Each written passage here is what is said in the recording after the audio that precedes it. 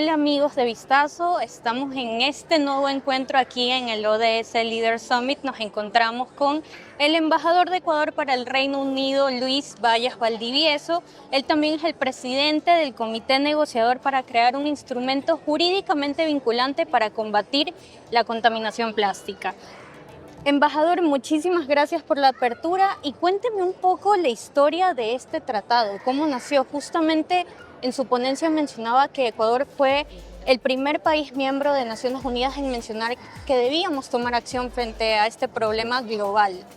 No, muchísimas gracias, Nicole, y muchísimas gracias, por supuesto, a Vistazo por esta invitación. Es un honor, un privilegio estar con un evento tan importante, tan relevante, y felicitaciones también a Vistazo por organizar realmente de la mejor manera este evento. Muchísimas gracias por la pregunta. ¿Cómo nace? Esto, bueno, nace con una resolución de la Asamblea de Medio Ambiente de las Naciones Unidas, UNEA por sus siglas en inglés, en el año 2022, en marzo del 22. Sin embargo, hay unos antecedentes importantes anteriores a esa resolución, que es la resolución 514 de la UNEA. Hay, como digo, unos antecedentes anteriores que son muy importantes, y ahí el Ecuador juega un rol protagónico. Como bien mencionaba Nicole, el Ecuador fue el primer país en mencionar oficialmente, abiertamente, y dentro de una de las conferencias de las partes del Convenio de Basilea, la necesidad de contar con un instrumento internacional jurídicamente vinculante sobre contaminación plástica. Esto fue un hito, pues ya escuchábamos anteriormente a organizaciones de la sociedad civil, a científicos, a académicos, al sector privado también. Escuchábamos sobre la necesidad de este tratado, de este instrumento internacional. Sin embargo, no se lo habían llevado a la esfera de la negociación o de la comunidad internacional de manera oficial, y el Ecuador fue el primero en mencionarlo, como decía, dentro del Convenio de Basilea. Y luego de eso, el Ecuador también, junto a otros países, en este caso junto a Alemania, a Vietnam y a Ghana, proponen la realización de una conferencia ministerial en Ginebra. Y se da esta conferencia ministerial con una declaración ministerial que la suscriben alrededor de 75 países sobre lo mismo, sobre la necesidad de ir hacia una negociación de un instrumento jurídicamente vinculante. Y luego viene la resolución a la que mencionaba. Y con esa resolución ya empezamos, es un mandato oficial de Naciones Unidas para los estados para iniciar esa negociación. Y en esa resolución, entre varios aspectos fundamentales, se mencionan tres cosas principales. Primero, que vamos a negociar sobre todo el ciclo de vida de los plásticos, es decir, desde producción, comercialización, consumo, y también evidentemente la parte de desechos o administración de desechos plásticos. Segundo, que es muy importante, se menciona que negociaremos con la ambición, prácticamente esos son los términos, de llegar a concluir esta negociación a finales del año 2024. Y tercero, pues se establece que os invita a todos los estados miembros de Naciones Unidas a ser parte de esta negociación, que lo hemos sido. No hemos llegado al total a los 193 estados, pero estamos negociando alrededor de 180, 185 estados en estos procesos. Hemos llegado ya a la sexta ronda de negociación.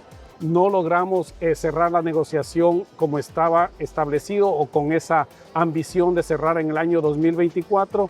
Hemos tenido una ronda adicional que fue ahora en Ginebra, ahora a inicios o a mediados del mes de agosto. Terminamos y tendremos una nueva ronda que todavía no tiene fecha ni lugar, pero que los estados debemos ponernos de acuerdo conjuntamente con la Secretaría de las Naciones Unidas. Cuénteme un poco, porque antes de tener este tratado y de llegar a esta negociación, uno de los principales desafíos ha sido llegar a un consenso sobre el texto que están realizando en base a estas negociaciones. Cuénteme un poco sobre este texto, este documento. Muy buena pregunta, muchas gracias, Nicole. Bueno, en primer lugar, en Naciones Unidas, al negociar diferentes instrumentos internacionales en todo ámbito, y en el ámbito ambiental también, tratamos los estados de llegar a acuerdos a través de consensos. Consenso que no significa unanimidad, Consenso significa no oponernos a un texto, a un acuerdo, pero sí aceptarlo y luego evidentemente cada estado es libre y soberano de firmarlo y posteriormente ratificarlo. Ese es el mecanismo normal. En relación al texto propiamente o al borrador del texto de lo que podría ser el futuro tratado desde la presidencia del comité negociador, en este caso desde mi persona y con el equipo que trabajo, pues hemos presentado más de un texto borrador que ha ido desarrollándose a lo largo de las negociaciones. Los primeros textos que presentamos o que presenté como presidente fue antes de la quinta ronda de negociación que fue en Busan en el mes de diciembre del año pasado, entre noviembre y diciembre del año pasado, de 2024, en donde yo había presentado, antes de entrar a la ronda, a la sesión oficial o formal, unos non-papers, unos documentos informales que ya contenían lo que podría ser el futuro tratado. Evidentemente, para que los estados lo tomen como inicio o como base de sus negociaciones. Y así fue. Al iniciar la negociación en Busan en noviembre del año pasado, los estados tomaron formalmente ese texto y empezaron la negociación sobre esa base.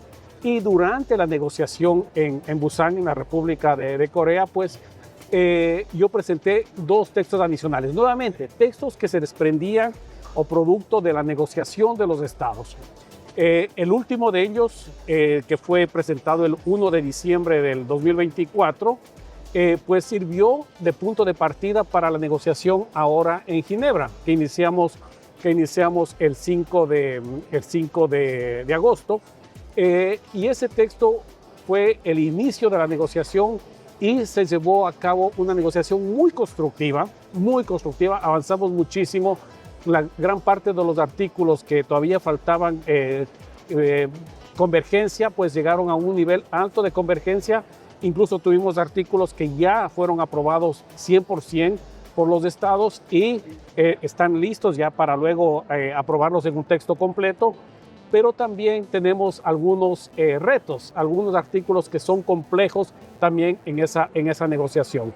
En Ginebra yo presenté dos textos adicionales, uno que era un primer borrador que era con denominadores comunes de la negociación y un segundo texto que presenté el último día de la negociación en Ginebra, que es un texto que ya tiene el articulado de lo que podría ser el futuro instrumento internacional jurídicamente vinculante. Nuevamente, eso depende de los estados, eso va a depender de la próxima ronda de negociación que tendremos que definir lugar y fecha.